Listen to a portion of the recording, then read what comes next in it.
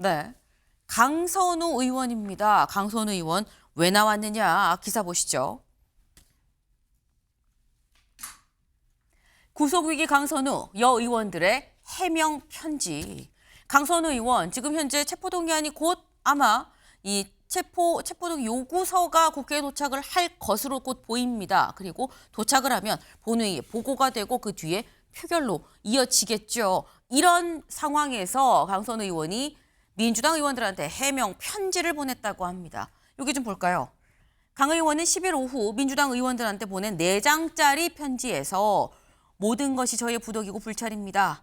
1억은 제 정치 생명을, 제 인생을 걸 만한 어떤 가치도 없습니다.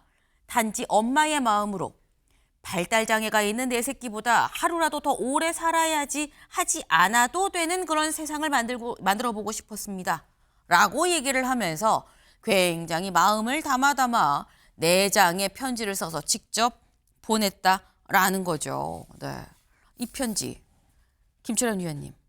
김철현 위원님께서 보시기에는 이런 내용들 4장짜리 편지 오면 어떻게 좀 이건 요지는 그거거든요. 체포동의안에 반대해 주세요라는 건데 반대 찍게끔 좀 설득이 되십니까? 그렇죠. 아마 좀 쉽지는 않아 보이거든요. 왜냐하면 민주당에서 강선우 의원이 탈당을 했는데도 불구하고 민주당에서 강제 제명을 추가적으로 했기 때문에 네. 아무래도 민주당에서는 강선우 의원이 갖고 있는 국민적 의혹에 대해서 이런 부분들이 어느 정도 사실 입증되고 있는 부분이 있어서 아마 손절하는 분위기는 분명해 보이거든요.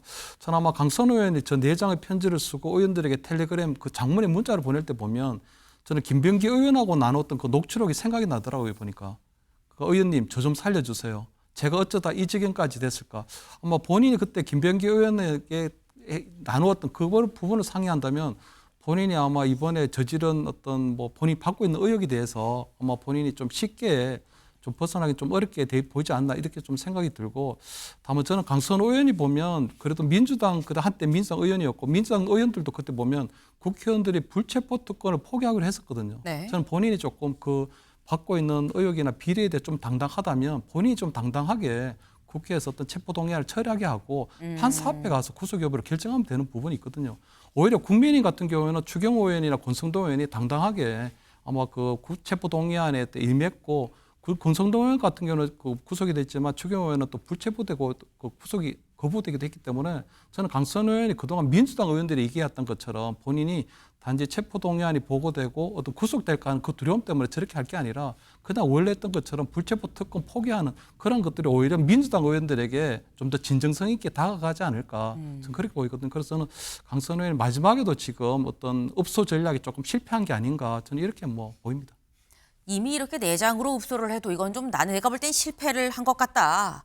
이럼에도 불구하고 체포동의안은 통과가 될 것 같다라는 건데 조현삼 변호사님 지금 당내 분위기 어떻게 보십니까? 사실 이거 뭐 자율투표 당론으로 뭐 할 것 같지는 않습니다만 자율투표로 간다고 했을 때 의원들은 찬성 반대 어떻게 할까요? 이런 부분들에 대해서 당론으로 정할 가능성은 거의 없다고 봐야겠죠.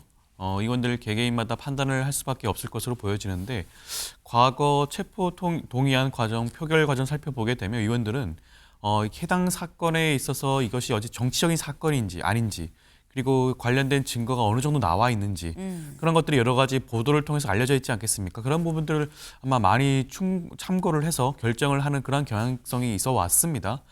지금까지 살펴보게 되면 강선우 의원의 경우에도 마찬가지로 좀 굉장히 그 공천과 관련된 금품이 오갔다는 정황들이 드러나고 있죠. 일단 돈을 받은 사실은 확실한 것이고요. 네. 본인 스스로도 인정을 했지만 몰랐다는 것이 강선우 의원의 주장 아니겠습니까?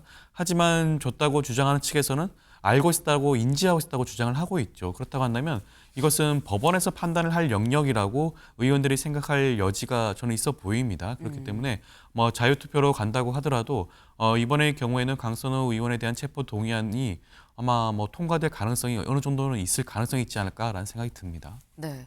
일단 아까 말씀 중에 그런 얘기도 하셨죠. 그냥 본인이 체포동의안 이 표결 자체를 좀 포기를 하고 그냥 나가서 영장실질심사 받겠습니다. 라고 하는 게 오히려 더 진정성이 있을 거다라고 말씀을 하셨는데 사실 이게 4장짜리 친전, 이 편지로만 보낸 게 아니고요. 저희 사진 같이 볼까요? 네.